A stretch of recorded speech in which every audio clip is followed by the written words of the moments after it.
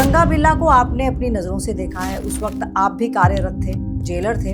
जब वो पहली बार आपके सामने आए थे, आपका पहला रिएक्शन क्या था? मैंने जब देखा रंगा बिल्ला, जैसे रंगा से मेरा पहला एनकाउंटर हुआ तो बड़ा एक जॉली किस्म का जैसे होता है उस तरीके से बात कर रहा था।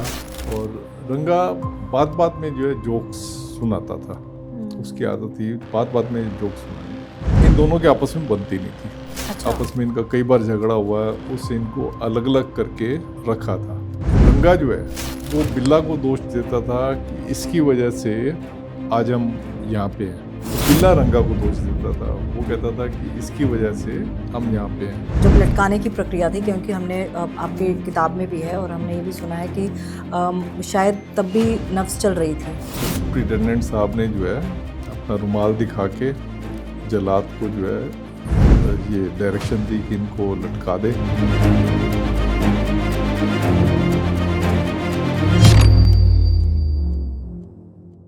तो कानून ये कहता है कि 2 घंटे के बाद जो है डॉक्टर जो उनकी नब्ज देखेगा वो डिक्लेयर करेगा कि उनकी डेथ हो गई है।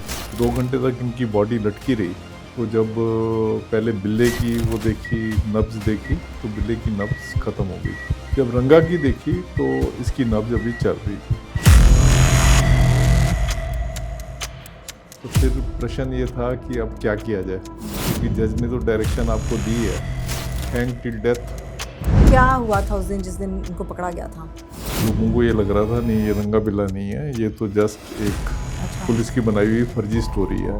जब लटकाया इनको तो जो एक सिख स्लोगन होता है, बोले सोनी हाल सत श्री अकाल। अच्छा, ये दोनों सिख थे? ये दोनों सिख थे। ये दोनों जो थे बेशक हार्डकोर क्रिमिनल थे, पर फिर भी जो है ना, मैं नहीं चाहूँगा किसी को वकील उसने बड़ा नहीं किया तो उसको डेथ सेंटेंस मिल जाए।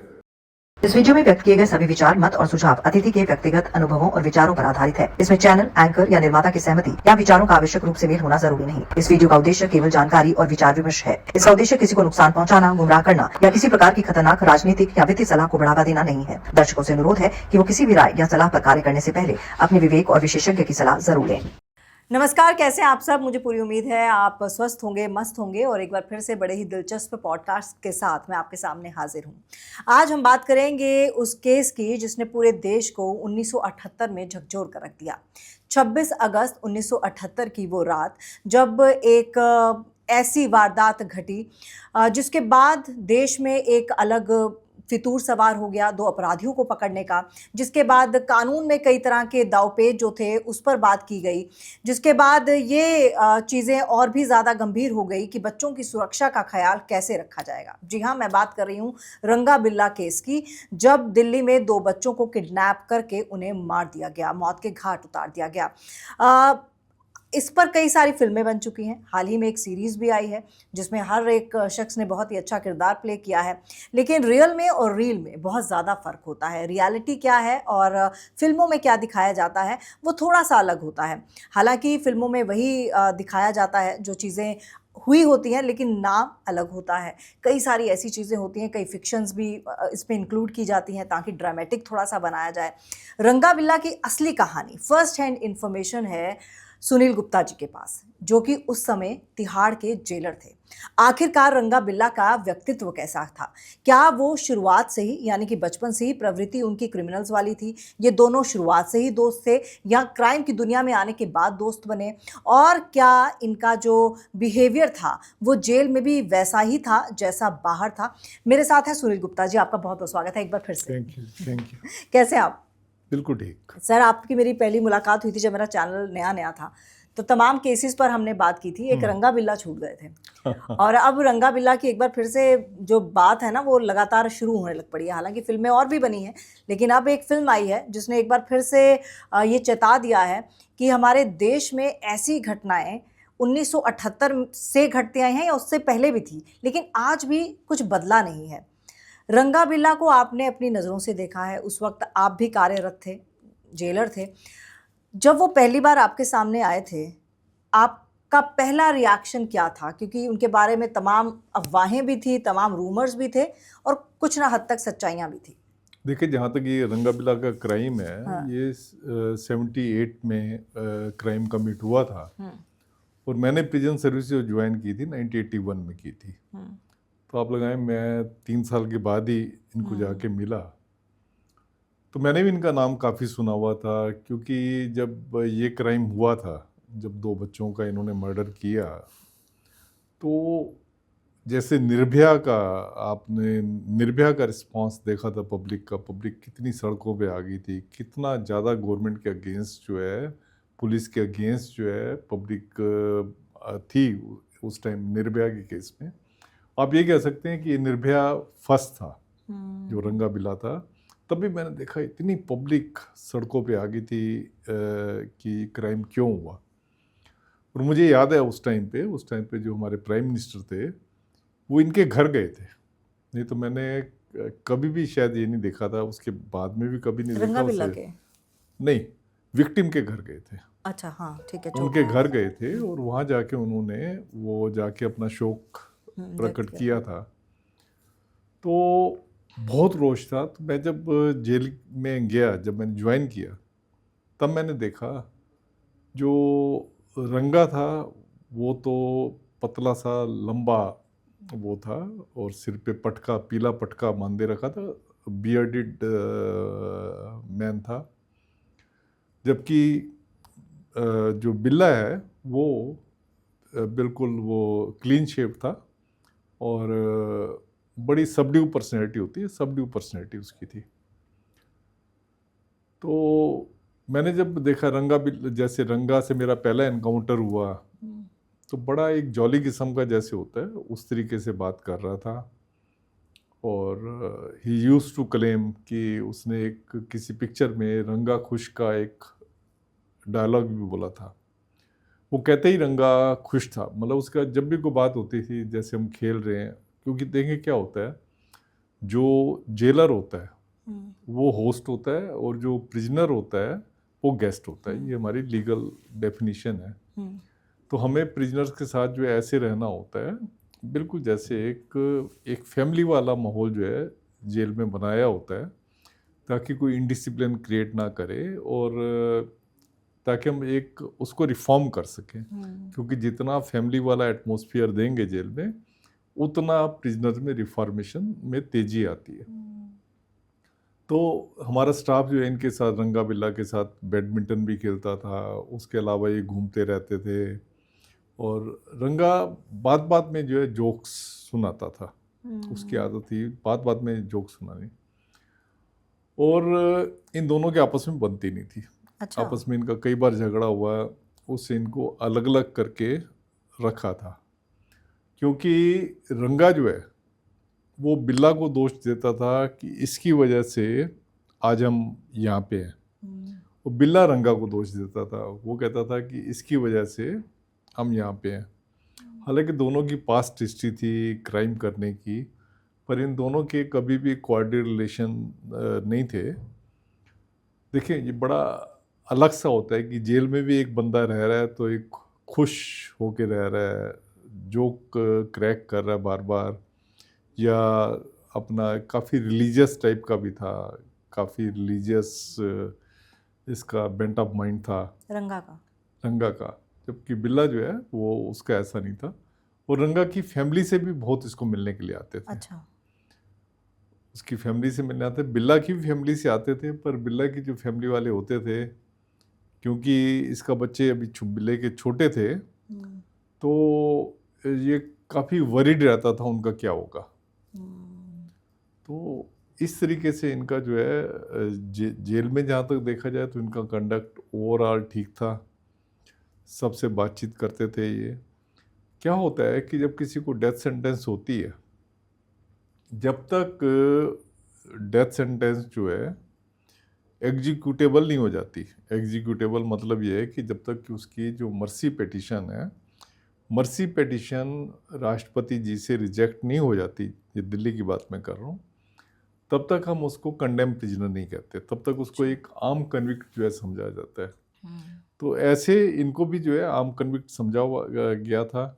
पहले सुप्रीम कोर्ट से इनकी रिजेक्ट हुई, सुप्रीम कोर्ट के बाद इन्होंने राष्ट्रपति के बाद की, तो उसके बाद उसके रिजेक्शन होने के बाद जो है, तो जब ब्लैक वारंट इशू किया गया, इनको लटकाया गया, तो मैं वहीं था।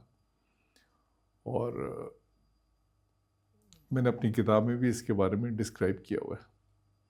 क्या जो चीज़ जब लटकाने की प्रक्रिया थी, क्योंकि हमने आपके किताब में भी है और हमने ये भी सुना है कि शायद तब भी नफ्स चल रही थी, ये आपसे जानना चाहूँगी। देखिए, जब किसी को लटकाया जाता है तो उससे पहले जो है करीब करीब ब्लैक वारंट इशू होने में और लटकाने में मिनिमम 1 हफ्ते का तो टाइम होता है। जनरली 2 हफ्ते का होता है, 1 हफ्ते का टाइम तो होता ही है, जिसमें कि उनके जो मिलने वाले होते हैं उनको जो है उनसे मिलवाया जाता है, आखिरी मुलाकात जिसको कहते हैं। और जिस दिन वो डेथ सेंटेंस को एग्जीक्यूट किया जाता है, जिस दिन हैंगमैन वगैरह वहाँ पे आता है, उस दिन सुप्रिटेंडेंट जेल जो है पूरी प्रक्रिया का इंचार्ज होता है। उसके बाद एक मेडिकल ऑफिसर का होना बड़ा ज़रूरी होता है और एक मैजिस्ट्रेट का होना बड़ा ज़रूरी होता है। बाकी सिक्योरिटी के लिए बाकी ऑफिसर्स वगैरह होते हैं। मेरा क्योंकि मैं लॉ का काम देखता था, इसलिए मैं जेलर भी था, तो मैं था वहाँ पे। तो इनकी जब विल वगैरह रिकॉर्ड की मैजिस्ट्रेट ने, तो उसमें इनके पास कुछ भी नहीं था आगे डिवॉल्व करने के लिए। तो सुप्रिटेंडेंट साहब ने जो है अपना रुमाल दिखा के जल्लाद को जो है ये डायरेक्शन दी कि इनको लटका दे। जल्लाद कालू और फ़कीरा आए थे। कालू जो है मेरठ जेल से थे और फ़कीरा जो है फरीदकोट जेल से थे। दोनों वहाँ पे वार्डर थे। प्लस जब भी जेल में हैंगिंग हुई है तो यही हैंगिंग पे उस टाइम पे आते थे। तो जैसे ही सुप्रेंट साहब ने अपना रुमाल दिखाया तो उन्होंने एकदम लीवर खींच के इनको रस जो उसका जो प्लेटफॉर्म होता है उसको नीचे कर दिया। उससे इनकी बॉडी जो है लटक गई, उसमें जो वेल होता है इसमें फांसी के तख्ते का, उसमें लटक गई। तो कानून ये कहता है कि 2 घंटे के बाद जो है डॉक्टर जो उनकी नब्ज देखेगा वो डिक्लेयर करेगा कि इनकी डेथ हो गई है, और फिर वो डेथ का सर्टिफिकेट जो है उनके वारंट के ऊपर लिख के वो देते हैं। तो फिर उसी को जो एंडोर्समेंट होती है मेडिकल ऑफिसर की, सुप्रिटेंडेंट जेल जो है जिस मैजिस्ट्रेट ने ब्लैक वारंट इशू किया होता है उसको भेज देता है। तो ऐसे ही जब 2 घंटे तक इनकी बॉडी लटकी रही, तो जब पहले बिल्ले की वो देखी, नब्ज देखी, तो बिल्ले की नब्ज ख़त्म हो गई थी, एक्सटिंक्ट, लाइफ उसकी एक्सटिंक्ट हो चुकी थी। जब रंगा की देखी तो इसकी नब्ज अभी चल रही थी। तो उसके पीछे कारण शायद ये हो सकता है कि जो रंगा था काफ़ी पतला था, और अगर बॉडी में वेट होता है तो बॉडी वेट से ही एकदम जैसे आदमी का झटके में जान चली जाती है। पर ये क्योंकि काफ़ी पतला था तो शायद इसने सांस वगैरह रोक ली थी, तो उससे क्या है इसकी नब्ज जो है चल रही थी। तो फिर प्रश्न ये था कि अब क्या किया जाए, क्योंकि जज ने तो डायरेक्शन आपको दी है हैंग टिल डेथ। तो आपने इसको या तो लटकाए रखेंगे, अगर आप कुछ 1 घंटे में जान वैसे ही निकल जानी थी। तो फिर हमारे पुराने जो स्टाफ वाले थे उन्होंने कहा सर कि जज साहब ने आपको कहा हुआ है हैंग टिल डेथ, तो इसमें अगर हम इनकी टांग खींच देते हैं तो इनकी जान निकल जाएगी। तो फिर टांग वगैरह खींच दी उन्होंने, क्योंकि इसका कोई प्रोविज़न नहीं था उस टाइम पे, अभी भी प्रोविज़न नहीं है ऐसा। तो उससे उनकी जान जो है निकल गई। तो उसके बाद जो जेल के डॉक्टर थे उन्होंने सर्टिफिकेट दे दिया कि दोनों की लाइफ एक्सटिंक्ट हो चुकी है, और जज साहब को ये लिख के भेज दिया गया था। फिर इनकी जो जब भी किसी को डेथ सेंटेंस एग्जीक्यूट होती है किसी की भी, तो हम पुलिस से पूछते हैं कि इसकी बॉडी जो है इसके घर वालों को देनी है कि नहीं देनी। तो जब पुलिस से पूछा गया कि इनकी बॉडी का क्या करना है, क्योंकि बॉडी का कई बार मिसयूज़ होता है, जैसे मकबूल भट्ट थे, उनकी बॉडी को नहीं दिया गया था, इंदिरा गांधी के किलर है उनकी बॉडी को नहीं दिया गया था, या अफजल गुरु है इनकी बॉडी को नहीं दिया गया था, क्योंकि उसका मिसयूज हो सकता था। तो इनके बारे में जब पुलिस से पूछा तो पुलिस ने कहा कि इनकी बॉडी को इनके घर वालों को दे दो। तो आजकल तो जो बॉडी होती है उसका पोस्टमार्टम वगैरह होता है, पर इन दिनों में पोस्टमार्टम नहीं होता था, तो बॉडी को जो है इनके घर वालों को दे दिया गया था।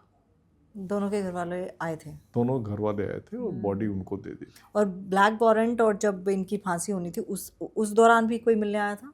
हाँ, इनके घर वाले मिलने आए थे। इनके तो रंगा का तो मुझे याद है, पानीपत से जो है काफ़ी लोग आए थे, और बिल्ले की भी इसकी वाइफ और इसके बच्चे वगैरह, जो भी मुझे अभी याद है वो लोग आए दोनों थे। शादीशुदा थे क्या? बिल्ला का तो मुझे पता है, क्योंकि हमेशा ये कहता रहता था कि रंगा ने मुझे फंसवा दिया और मेरे बच्चों का क्या होगा, तो इस मतलब वो तो शादीशुदा था। रंगा शायद शादीशुदा नहीं था। रंगा के बारे में मैं कुछ बता नहीं सकता, बाकी बिल्ला का मुझे पता है वो शादीशुदा था। क्या इनका बैकग्राउंड था? क्योंकि जिस तरह के इन्होंने क्राइम किए हैं, और जब सबसे बड़ा क्राइम तो यही दिल्ली का था जब 2 बच्चों को मार दिया गया था। क्या ये बचपन से ही इनकी प्रवृत्ति वैसी थी, मानसिकता वैसी थी क्रिमिनल्स वाली, या फिर कभी होता है कि आप गलत संगत में पड़ जाते हैं? नहीं, इनका तो था, हैबिचुअल प्रिजनर थे दोनों। इनको जो कैटेगराइज किया था हैबिचुअल प्रिजनर की कैटेगरी में किया अच्छा। था। और किडनैपिंग के, चोरी और डकैती के केस वगैरह जो है इनके नाम के अगेंस्ट जो है रजिस्टर्ड थे। कुछ ऐसे भी वारदातें इनके द्वारा की गई हैं जो न्यूज़पेपर्स या टीवी में आज तक हाईलाइट नहीं की गई?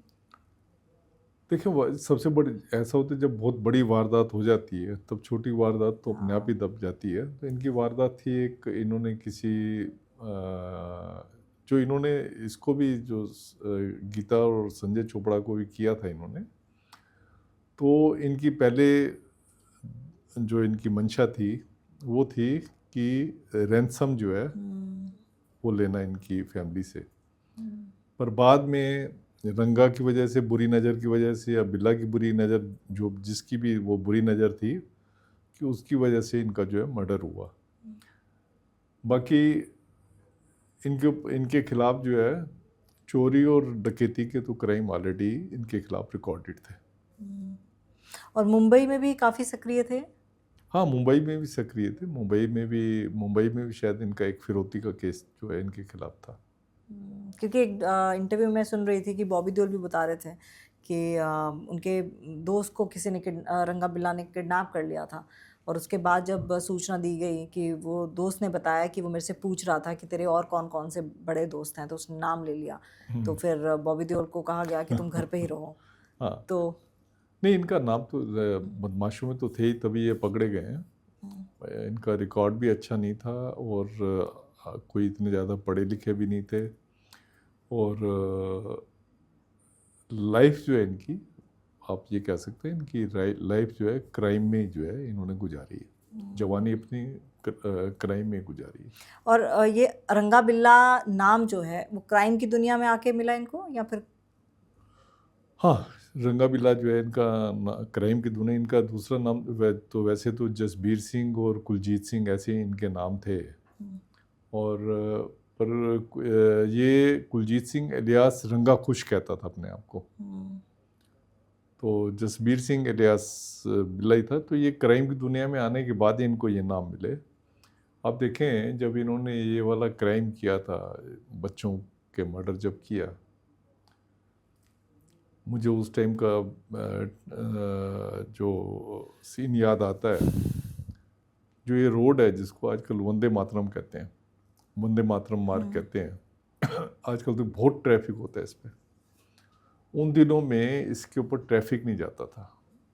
ट्रैफिक इसलिए नहीं जाता था क्योंकि इसी रोड के आसपास जो है वो मर्डर हुआ था बच्चों का।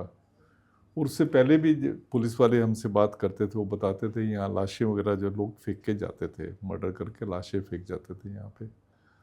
तो ये रोड पे लोगों ने जाना ही बंद कर दिया था।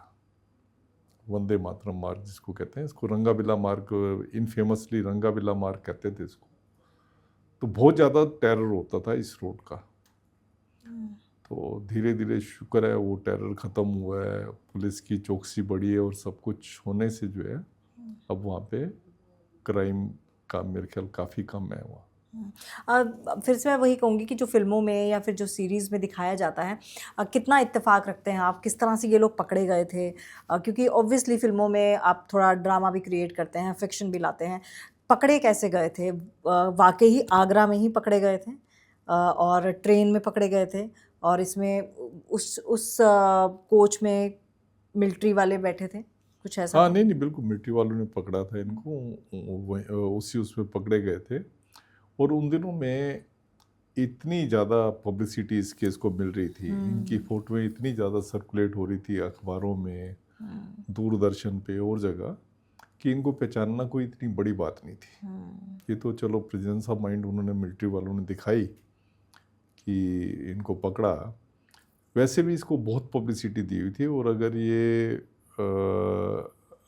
और जगह भी होते, बॉम्बे, दिल्ली या कहीं भी होते, ये पकड़े जाते। क्या हुआ था उस दिन जिस दिन इनको पकड़ा गया था? इनको जब पकड़ा गया था उस दिन एकदम जैसे लोगों को विश्वास नहीं हो रहा था। लोगों को ये लग रहा था नहीं ये रंगा बिल्ला नहीं है, ये तो जस्ट एक अच्छा। पुलिस की बनाई हुई फर्जी स्टोरी है। ओह! तो पर ऐसी स्टोरियां जो है फर्जी तो बनाई नहीं जा सकती, ये हम तो इंटरनल लोग थे, हमें पता था इस बात का। तो पर लोगों आम आदमी को विश्वास नहीं हो रहा था, आम आदमी को तो ये हो रहा था ये मिलेंगे नहीं। और काफ़ी मतलब बड़े बड़े सर्कल्स में यही कह रहे थे कि ये असली रंगा बिल्ला नहीं है, ये कोई और हैं जिन्होंने मर्डर किया। पर ये असली थे और जो आर्मी वालों ने पकड़ा इसको, जो अपनी दिलेरी दिखाई और पकड़ के फिर पुलिस वालों को दिया, वो सारी रियलिटी थी। जिस दिन डेथ सेंटेंस दिया गया, क्या आपकी बातचीत हुई या फिर कोई रिएक्शन उनकी तरफ से आपको कुछ कहा हो? नहीं, जिस दिन उनको डेथ सेंटेंस दी गई थी तो कोई ऐसा रिएक्शन नहीं था। मेन जब लटकाया इनको तो जो एक सिख स्लोगन होता है, बोले सोनी हाल सत श्री अकाल। अच्छा, ये दोनों सिख थे? ये दोनों सिख थे। तो वो बोला, रंगा ने बड़ी तेज़ी से ये वाली चीज़ बोली थी। और मेन देखें, जब भी किसी को ये टेंशन होती है तो जिसको पता है कि कुछ एक घंटों में ही फांसी मिलने वाली है या कुछ एक मिनटों में फांसी मिलने वाली है, तो टेंशन तो होती है, बहुत ज़्यादा टेंशन होती है। तो टेंशन में तो दोनों थे, इनका बिल्कुल चेहरा एकदम उतरा हुआ था, बिल्कुल मुंह काला सा हो रहा था इनका जब लटकाया। पर रंगा फिर भी कोशिश कर रहा था दिखाने के लिए कि वो इतना वरीड नहीं है, पर दोनों का जो है मतलब टेंशन में काफ़ी डाउन थे दोनों। दोनों में से ज़्यादा प्लानिंग वाला दिमाग किसका था? मुझे लगता है रंगा जो है उसका ज़्यादा प्लानिंग वाला था। बिल्ला जो है इमोशनल था ज़्यादा। रंगा की जो प्लानिंग जो है, क्योंकि वो अपने आप को लाइट रखता था, बात बात में हंसना, बात बात में रंगा खुश बोलना, तो वो अपने दिमाग को बिल्कुल लाइट रखता था, तो उसकी प्लानिंग ज़्यादा होती थी। जबकि बिल्ला जो है ये एक इमोशनल और एक इमोशनली वीक था। अच्छा। तो इसका मुझे बल्कि ये भी पता लगा था कि पहले रंगा ने किसी बच्चे को वहाँ बॉम्बे में जो है वो किडनैप किया था, तो बिल्ला ने उसको छुड़वा दिया था, छुड़वाने की कोशिश कर रहा था। तो ये इमोशनल ज़्यादा था। पर रंगा यूज टू से कि बिल्ले की वजह से मैं जो फांसी लग रही है इसकी वजह से लग रही है। क्या आपको कभी ऐसा लगता है कि अगर रंगा बिल्ला को आजीवन कारावास मिलता तो ऐसी मानसिकता रखने वाले लोग बदल सकते हैं? बिल्कुल बदल सकते हैं। देखिए, फांसी की सज़ा तो होनी नहीं चाहिए, क्योंकि मेरा ये सोचना है कि जो पैसे वाले लोग होते हैं, अगर कोई भी बड़ा वकील कर ले तो उसको फांसी की सज़ा नहीं मिलती। आप देखें निठारी का केस देखें, उसमें पंडेर और ये कोहली वगैरह जो थे, अब देखो कितना सीवियर इनका ऑफेंस था, कितना इससे ज़्यादा मुझे तो लगता नहीं घिनौना ऑफेंस कभी हुआ होगा, है ना, जिसमें पे कितनी बच्चियों को, कितने बच्चों को इन्होंने जो मारा। पर उस केस में देखो इन्होंने वकील बड़ा कर लिया, अब शायद छूटने वाले हैं ये। हाँ। तो जनरली मैंने देखा है, क्योंकि हिंदुस्तान में आप देखेंगे कि जिसने बड़ा वकील कर लिया तो वो उसको कोई ज़्यादा बड़ी सज़ा नहीं मिलती। तो इसलिए मतलब अगर गरीब आदमी को ही आपने लटकाना है ना, तो आपको ये फांसी की सज़ा रखनी नहीं चाहिए। और देखिए मैं आपको बताऊं, इसमें हिंदुस्तान में मर्डर के केस में सबसे ज़्यादा लोग होते हैं जेलों में। मर्डर के केस में अंडर ट्रायल भी लगा लें आप, कन्विक्ट भी लगा लें, मर्डर के केस में सबसे ज़्यादा है। अच्छा। अब क्या होता है, क्रिमिनोलॉजिस्ट जो होते हैं जब सज़ा देखते हैं कि किस में क्या सज़ा देनी चाहिए, हमारी क्रिमिनोलॉजी है वो ये कहती है कि आपने एक प्रिजनर को रिफॉर्म करना है। आपने ये नहीं कि हाथ के बदले में हाथ करना है या आँख के बदले में आँख आपने निकालनी है, आपने रिफॉर्म करना है। तो क्या, अब इसमें मेन क्वेश्चन ये आता है कि क्या डेथ सेंटेंस से बंदा रिफॉर्म हो रहा है? क्या ये वाला क्राइम होना कम हो गया है या बढ़ रहा है? अगर आप देखेंगे ये क्राइम बढ़ रहा है, लगातार बढ़ रहा है। इसका मतलब ये है कि डेथ सेंटेंस जो है डेटरेंट नहीं है इसको कंट्रोल करने में। तो आप देखेंगे जितनी वेस्टर्न कंट्रीज़ हैं वहाँ पे ना लंबी लंबी सज़ा होती है, 40 साल की, 25 साल की, 30 साल की।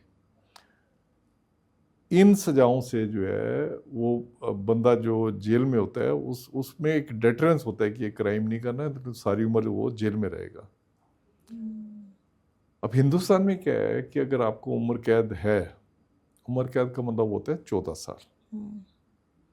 14 साल में आप ये अब हुआ है 14 साल जो है 19 मतलब आप लगा लें रंगा बिला की सजा के बाद हुआ ये। इससे पहले क्या होता था, 14 साल विद रेमिशन होता था।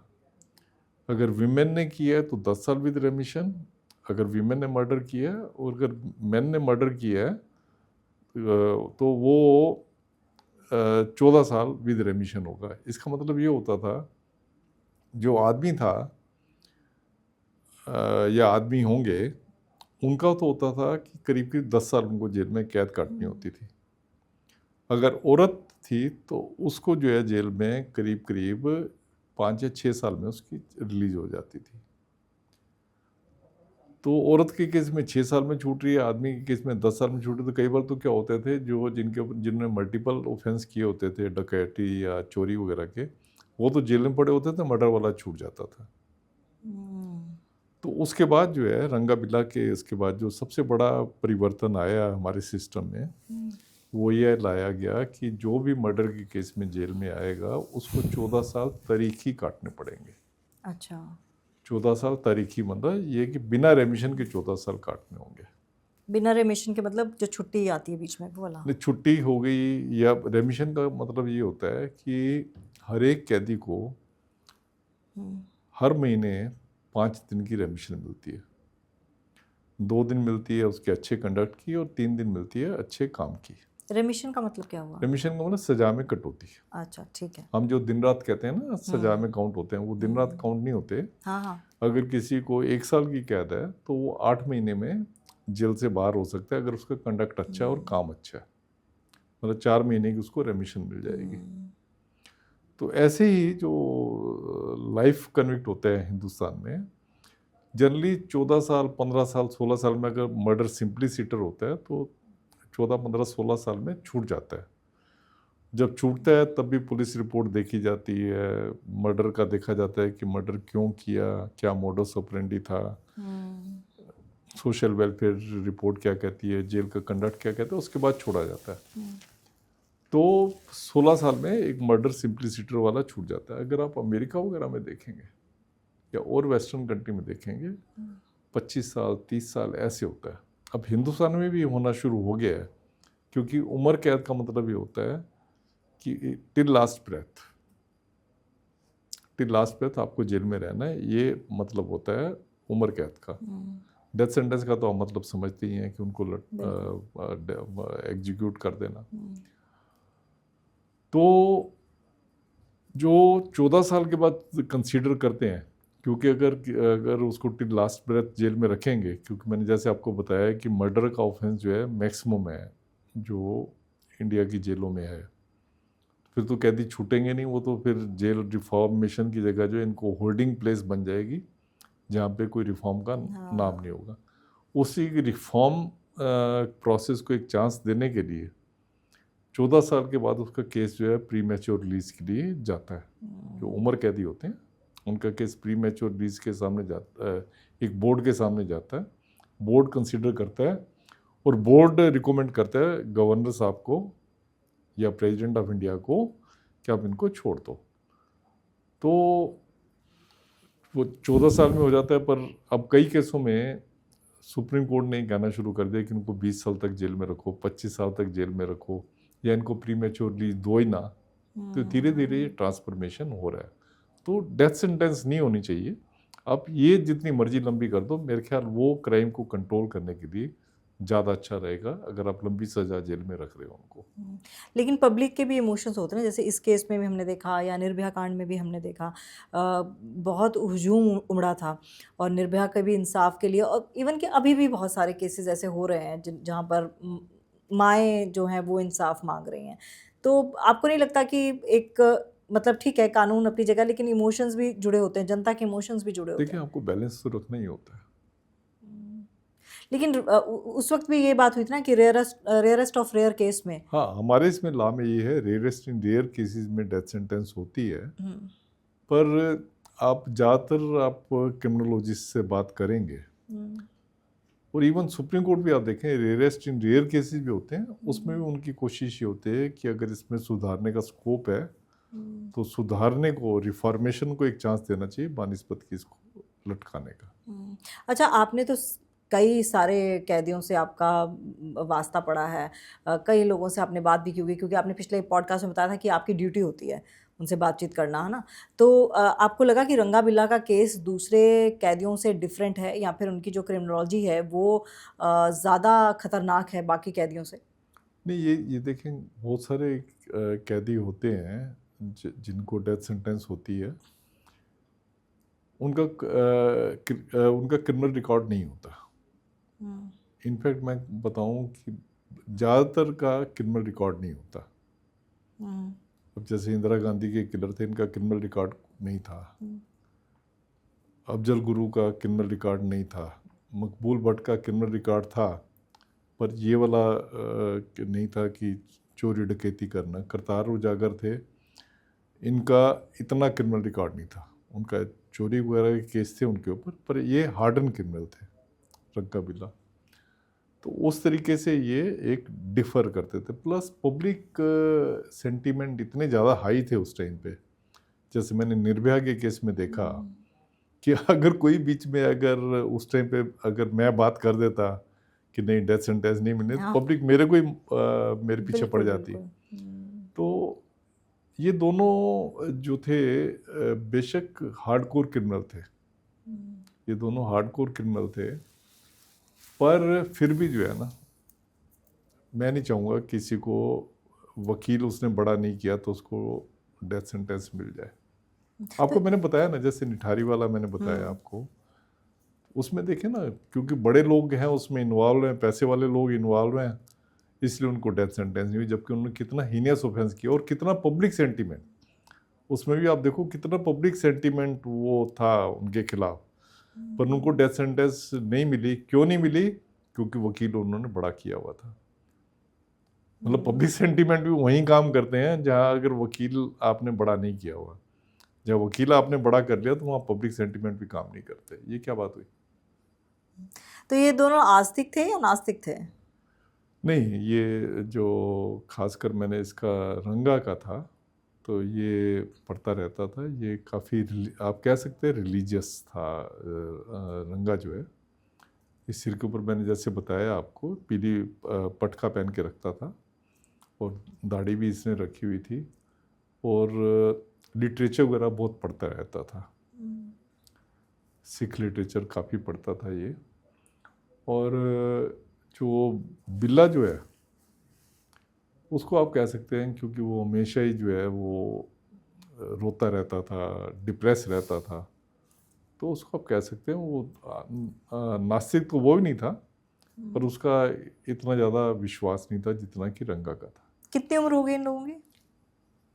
दे वर क्वाइट यंग, मेरे ख्याल इनकी उम्र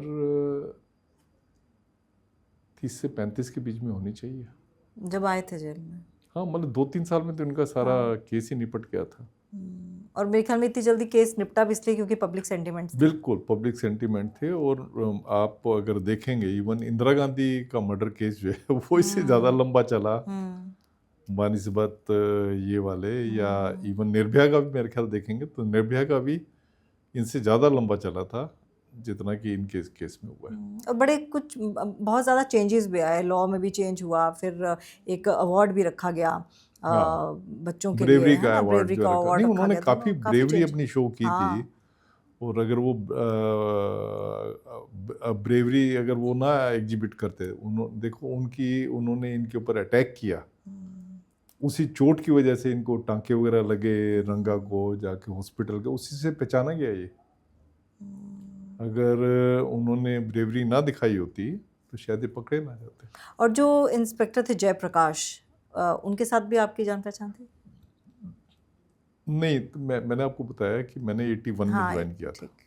हाँ, तब तक वो नहीं थे। ठीक, तो यानी कि जितने भी हीनियस क्राइम हुए हैं, अभी भी तिहाड़ के जेल में तो कई सारे ऐसे गुनहगार होंगे जो अभी पड़े हुए हैं। तो ये जो रंगा बिल्ला थे, आप कह सकते हैं कि वन ऑफ द मोस्ट आपने ऐसे क्रिमिनल्स देखे हैं जो आज भी अगर आप उनको जहन में आता है उनका, कभी आया आपको उनका जहन में, लाइक कोई फोटो देके या मूवी देके कि मतलब मेरे समय में ये थे? ये शक्ल तो मुझे याद है इनकी, क्योंकि रंगा तो बहुत ही पतला, शक्ल मेरे को याद है उसकी, रंगा की भी बिल्ला की भी जनरली याद रहती हैं जो भी आपने डेथ सेंटेंस वगैरह देखी होती है। मकबूल भट्ट की याद है, करतार उजागर सिंह की याद है, सबकी याद रहती है, सतवंत सिंह की, केहर सिंह की याद है, शक्ल याद रहती है आपको। पर इनका जो, क्योंकि सबसे पहला केस था जब मैं नौकरी में आया तो सबसे पहला केस था ये वाला जो मैंने फांसी देखी। और आपको बड़ा अजीबोगरीब लगता है कि जिसके बारे में आप अखबारों में रोज़ पढ़ रहे हो, इतना बड़ा बड़ा पढ़ रहे हो, फिर आप उसको जाके मिल रहे हो या उसके साथ आप खेल रहे हो, है ना, तो ये होता है। फिर मैंने इसका जैसे रंगा बिल्ला के केस में जो है इनको सुप्रीम कोर्ट ने इनको अलाउ किया था कि ये लोग प्रेस वालों से मिल सकते हैं। इससे पहले जो है कानून ये था कि किसी प्रेस वाले को किसी प्रिजनर से नहीं मिलने देते थे। अच्छा। तो इनके केस में एक प्रभा दत्त का जो है एक बड़ी हिस्टोरिक रूलिंग जो है सुप्रीम कोर्ट ने की थी, जिसमें कहा था कि कोई भी रिपोर्टर जो है किसी प्रिजनर से मिल सकता है उसकी साइकोलॉजी जानने के लिए या और उसके स्टडी करने के लिए, रिसर्च करने के लिए, पब्लिक को बताने के लिए वो उनसे बात कर सकता है, प्रोवाइडेड सुपरिटेंडेंट जेल को कोई सिक्योरिटी का एप्रीहेंशन नहीं है, वो प्लस प्रिजनर जो है बात करने के लिए तैयार है। तो ये पहला फैसला इसमें हुआ था। फिर प्रेस वाले काफ़ी सारे आए थे और उनकी फिर मैंने बात वगैरह भी इनसे करवाई थी। बिल्ला ने तो बात करने से शायद मना कर दिया था, रंगा ने बात की थी और इनकी सेल में ही ले गया था इनको बात करवाने के लिए। और इनफैक्ट 1 या 2 बार इनका केस स्टे भी हुआ था। अच्छा। जब मेरे ख्याल एक बार तो इस बात पे हुआ कि क्या इनको जो हैंग टिल डेथ करते हैं ये सज़ा जो है कॉन्स्टिट्यूशनली वैलिड है या नहीं है। फिर उसमें सुप्रीम कोर्ट ने कई सारे तरीके जो है वो उसमें स्टडी किए थे कि इसके अलावा और क्या तरीके हो सकते हैं। फिर सुप्रीम कोर्ट ने कहा था नहीं, यही जो है रस्से से टांगने वाली सज़ा जो है ये मोस्ट अप्रोप्रिएट है। तो उस पर भी इनका स्टे हुआ था केस। पर काफ़ी मतलब इनका जो है काफ़ी स्पीडी इनका जो है ट्रायल हुआ और डेथ सेंटेंस इनको मिली। या ये भी सच है कि जब दोनों को पकड़ा गया था कि तो इन लोगों ने कहा था कि मजाक मजाक में गलती हो गई? नहीं नहीं, गलती देखें क्या होता है, मैंने जैसे आपको बताया था, इवन जब इनको कन्विक्शन भी हो गई थी, कन्विक्शन डेथ सेंटेंस जब हो गई थी, तो तब वो एक दूसरे के ऊपर डालते थे। वो कहते इसकी वजह से डेथ सेंटेंस हुई, वो कहता था इसकी वजह से डेथ सेंटेंस हुई। तो गलती तो हुई थी इनकी, उसमें तो कोई दो राय है नहीं। नहीं, केस को लेकर ये बोलते थे जो इन्होंने मर्डर किया था बच्चों का, तो उसके लिए बोलते थे कि इन्होंने, ये लोग कहते थे कि मजाक मजाक में क्राइम हो गया, मजाक मजाक में। नहीं नहीं, ऐसा मेरी उसमें नहीं आया। बाकी इनका ये जरूर था कि पब्लिक का परसेप्शन ये था कि ये असली रंगा बिल्ला नहीं है, मारा किसी और ने था, ये पुलिस ने इनको वो किया हुआ है, इसमें इम्प्लीकेट किया हुआ है। हाँ, लेकिन जिस तरह से हम लोग देख रहे हैं या फिर अब जो कहानियां हैं उसमें जो पुलिस का रोल है काफ़ी अच्छा बताया गया है कि काफ़ी ज़्यादा घुसकर, मतलब इन्वॉल्व होकर ये केस छानबीन की गई और शायद इसलिए जल्दी सॉल्व भी हो गया। और उसके बाद कोर्ट ने भी बहुत जल्दी कह सकते हैं कि जो फैसला लेना था वो लिया, बिल्कुल, है ना। इमोशंस में आप कह सकते हो कि मतलब पब्लिक सेंटिमेंट्स इतने ज़्यादा खिलाफ थे कि हमने देखा हिंदुस्तान में तो पब्लिक सेंटिमेंट्स होते हैं तो वो चीज़ हो जाती है। जैसे आप कई सारे केस देखेंगे, अभी तो बहुत सारे हो रहे हैं, वो कितने सारे केस देखेंगे जिसमें कि ट्रायल कोर्ट ने छोड़ दिया पर पब्लिक सेंटिमेंट इतने खिलाफ थे, हाई कोर्ट ने उनको कन्विक्शन दे दी। कई केस आपने देखे होंगे ऐसे। इनमें से कोई डरपोक भी था? हाँ, ये आप कह सकते हैं कि जसबीर सिंह जो है वो डरपोक था, बिल्ला जो है डरपोक था, रंगा जो है वो हमेशा रंगा खुश उसका एक सिग्नल चलता रहता था, रिपीटर सिग्नल, उससे वो अपने आप को काफ़ी अपने आप को बूस्ट करके रखता था। चलिए, बहुत अच्छा लगा आपसे बात करके और हमें पूरी उम्मीद है कि जिस तरह से लॉ में, मतलब हम आज भी देखते हैं कि बहुत सारे ऐसे लूप होल्स हैं हमारे लॉ में जिसकी वजह से जो क्रिमिनल्स हैं वो छूट जाते हैं, लेकिन कभी ना कभी कोई केस ऐसा आता है जब थोड़ी सी आंखें खुलती हैं, कुछ संशोधन किए जाते हैं। उम्मीद है कि आगे भी, देखिए, क्राइम कम हो जाएगा ये तो आप नहीं कह सकते।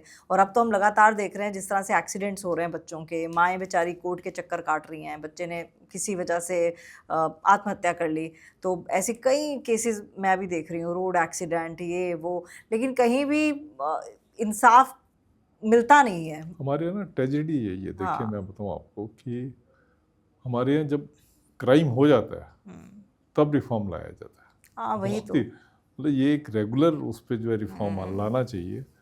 अब रंगा बिल्ला का जब ये क्राइम हुआ तब इन्होंने उसको जो है 14 साल किया, तारीखी 14 साल काटे होंगे, तो उससे पहले तो मैंने आपको बताया 7-8 साल में जो है ये मर्डर जिसने किया होता था वो छूट जाता था, जबकि दूसरा कोई पैटी क्रिमिनल अगर होता था जो हैबिचुअल है वो जेल में होता था, ये निकल जाते थे, या कोई पॉलिटिकल इन्फ्लुएंस होता था निकल जाते थे। मतलब मर्डर का एक तरह का मजाक बना के रखा हुआ था, उसी वजह से मर्डर क्राइम काफ़ी होता था। फिर इन्होंने 1980 में कानून को चेंज करके उसको 14 साल तारीखी किया है, 14 साल हर एक को काटने पड़ेंगे। ऐसी अब जेल में देखेंगे, जेल में सिक्योरिटी व्यवस्था तभी दुरुस्त होती है जब कोई एस्केप होता है, हाँ, या कोई जेल के अंदर मर्डर होता है। ये एक ट्रेजेडी है, ये एक मैच्योर सिस्टम की जो है, एक मैच्योर सिस्टम नहीं कहता कि जब कोई क्राइम हो जाए उसके बाद आप जो है रिफॉर्म करो। रिफॉर्म आपके टाइम टू टाइम जो है ऑनगोइंग प्रोसेस होना चाहिए। चलिए, अच्छा लगा आपसे बात करके। उम्मीद है आगे भी ये सिलसिला जारी रहेगा मुलाकातों का। बहुत बहुत धन्यवाद आपका। Thank you ji.